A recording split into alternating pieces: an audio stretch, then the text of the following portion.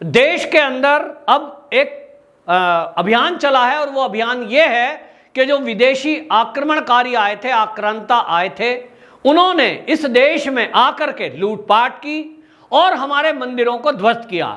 जो जो मंदिर ध्वस्त किए गए उनकी संख्या हजारों में है, लेकिन हिंदू समाज हमेशा सहिष्णु रहा है और इसलिए हिंदू समाज ने उन आक्रमणकारियों के जाने के बाद, अंग्रेजों का शासन रहा, उसके बाद देश की आज़ादी को भी आज 75 साल होने को आए, देश में कभी भी इस देश के सनातनियों ने, हिंदुओं ने उन मंदिरों के लिए कोई अभियान, कोई आंदोलन, कोई इस तरह की बात नहीं की, लेकिन ये जरूर कहा कि जो सर्व समाज, सर्व हिंदू की आस्था का केंद्र हैं, ऐसे सभी बड़े मंदिरों को पुनर्निर्माण किया जाए और उनको तोड़ करके जो मस्जिद की सेप दी गई थी उसको वापस अब मंदिर के ही स्वरूप में बदला जाए। इसको लेकर के हमने देखा कि राम जन्मभूमि आंदोलन जो है वो 500 साल से अधिक चला। इस देश की आज़ादी के बाद जो लोग हिंदू मुस्लिम भाई भाई के नारे लगाते थे, गंगा जमनी तहजीब की बात करते थे, उन्होंने भी उस मामले को न्यायालय में उलझा के रखा। इस देश के जो राजनीतिक दल हैं उन्होंने भी कोई इच्छा ऐसी नहीं जताई कि वो मामला हल हो और हिंदुओं की आस्था का केंद्र राम जन्मभूमि पर भव्य राम मंदिर बने। लेकिन आज सुप्रीम कोर्ट के फैसले के बाद ये मामला सुलझा तो आज राम मंदिर बनने की तरफ चल रहा है। इसी कड़ी में हमने देखा ज्ञानवापी का अभी मामला उलझा है और वो ज्ञानवापी भी एक मंदिर है, उसको मस्जिद बताकर जिस तरह से वहां कब्जा किया गया, जिस तरह से पूजा पाठ की गई, उसको लेकर भी एक अभियान चलाने की आवश्यकता थी, जो राजनेताओं की तुष्टीकरण की नीति के कारण आज तक किसी ने प्रयास नहीं किया। बहरहाल वो मामला भी सुप्रीम कोर्ट में है। अब हम देख रहे हैं इसी तरह कृष्ण जन्मभूमि का मुद्दा उठ रहा है, लेकिन अब एक और मामला उठा है और वो उठ रहा है कुतुब मीनार का।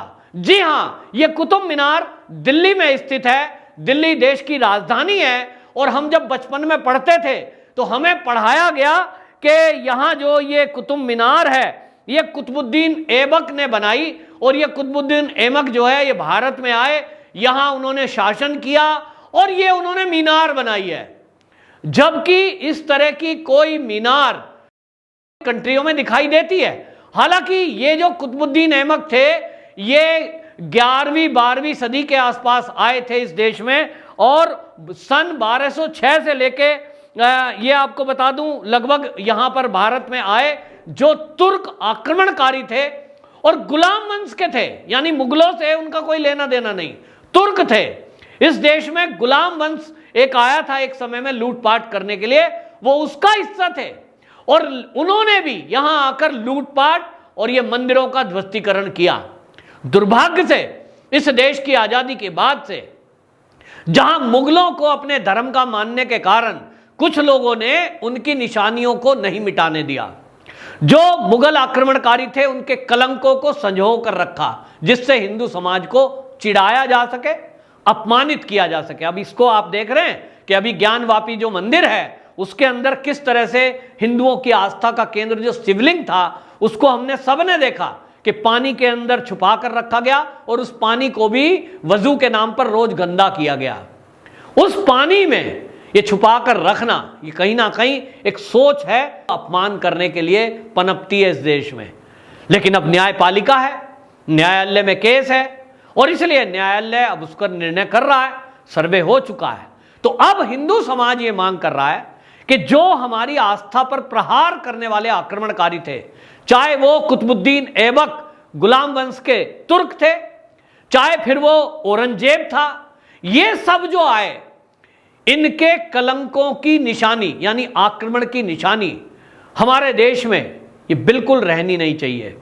और इसलिए पूरे देश में एक अभियान चला है, लोग जागृत हुए हैं। अब लोग ये मांग कर रहे हैं कि इन सब कलंकों को मिटाया जाए।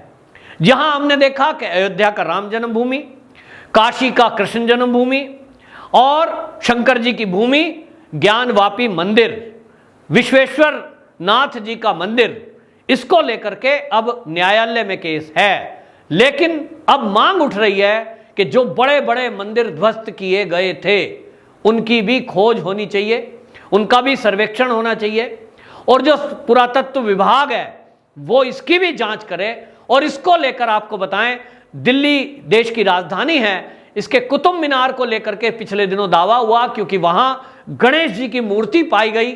और जब वो गणेश जी की मूर्ति मिली तो लोगों ने कहा कि यहां हमें पूजा का अधिकार मिले, और इसलिए यह भी कहा गया कि यहां बहुत बड़ा एक जैन मंदिर था और इसलिए इसकी जांच जरूरी है।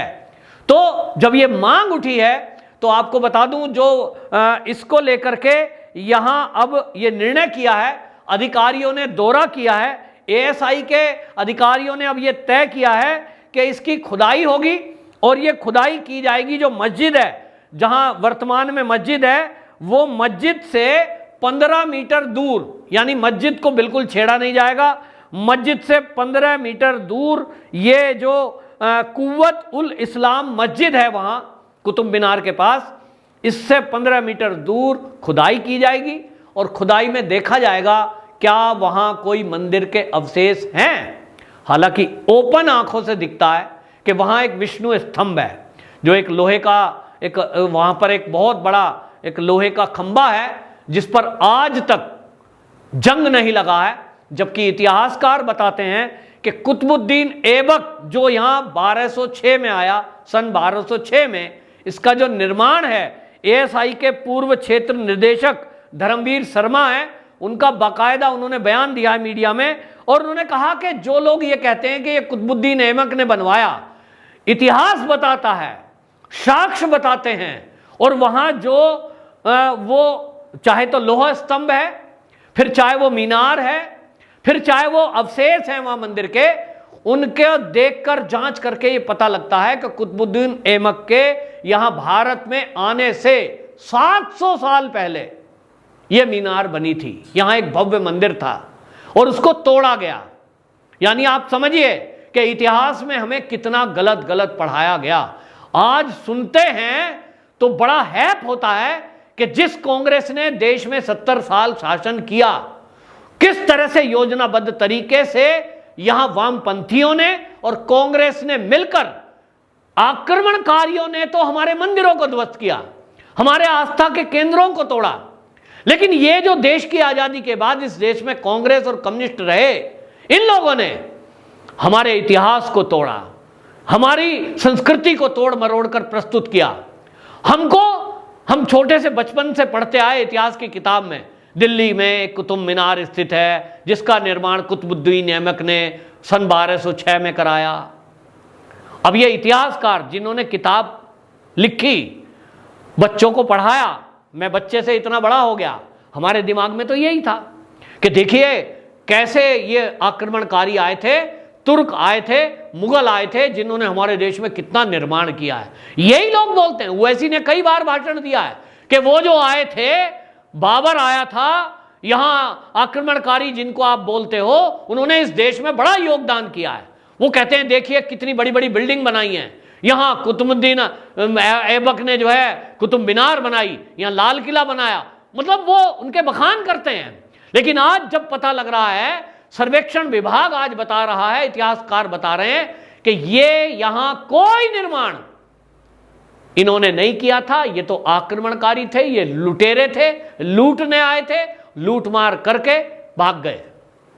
और कभी भी ये भी हमें गलत पढ़ाया गया कि 800 साल मुगलों ने हमारे देश पे शासन किया। कभी भी पूरे देश में वो कभी शासित नहीं रहे, कभी किसी भाग में, कभी किसी भाग में, और हर भाग में भारत में उनको टक्कर मिली, उनको युद्ध करने पड़े और भाग खड़े होते थे। लेकिन हमको पढ़ाया गया कि हम 800 साल मुगलों के गुलाम रहे, 200 साल अंग्रेजों के गुलाम रहे। आज की पीढ़ी में जब बच्चा कोई देखेगा कि 1000 साल हमारा देश गुलाम रहा, इसका मतलब तो हम बेकार ही थे, ना हमारे पास शक्ति थी, ना हमारे पास बुद्धि थी, ना हमारे पास धन था, हम तो गुलाम थे, ऐसा हमें हतोत्साहित किया गया।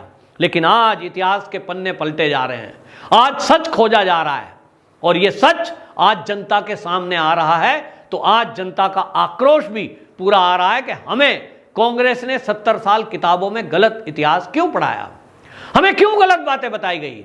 तो आज आपको बता दूं, यह तय हुआ है कि एएसआई 1991 में ये लास्ट इसकी खुदाई हुई थी, क्योंकि ये तब से माना जा रहा था कि यहाँ जैन मंदिर था, यहाँ हिंदू मंदिर थे और बड़े क्षेत्रफल में ये फैले हुए थे, जिनको कुतुबुद्दीन ऐबक ने तोड़ा था। अब इसको जानकारी होकर वापस भव्य मंदिर बनाए जाएं, तो पेंडिंग पड़ी हुई है। और इसके लिए एएसआई के अधिकारियों ने बताया कि अब इसकी जो है खुदाई होगी, और यहाँ एएसआई के 4 और 3 इतिहासकारों ने जाकर के अब दौरा किया है।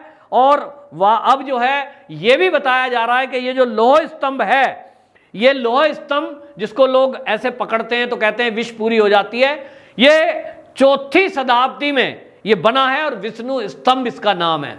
यानी ये उससे कहीं पहले बना है, 12वीं शताब्दी में या 700 साल पहले ये बन गया था। तो 4वीं शताब्दी में ये बना था। और अब आपको बताएं उस सब की जांच चल रही है। अब यहां पर ये बताया जा रहा है कि इस तरह की जांच अब लाल किले की भी होगी, और जो अब मांग उठ रही है ताजमहल की, उसमें भी ये अब कोई पक्षकारों ने कोर्ट में केस डाला है। हालांकि हाई कोर्ट ने, इलाहाबाद हाई कोर्ट ने वो रिजेक्ट कर दी, जिसमें ये कहा गया था कि जो तहखाने हैं ताजमहल के नीचे उनका सर्वेक्षण होना चाहिए, उन तालों को खोला जाना चाहिए। लेकिन इस मामले में कुछ हिंदू वकीलों का, पक्षकारों का कहना यह है कि अब इस मामले में हम एक नई पिटीशन दाखिल करेंगे और इस मामले को सुप्रीम कोर्ट में लेके जाएंगे। इतना तय है कि अब इतिहास के पन्नों को, एक एक पन्नों को पलटा जाएगा और देश का इतिहास क्या था, सच क्या था, ये सारे देश की जनता के सामने लाया जाएगा। वंदे मातरम।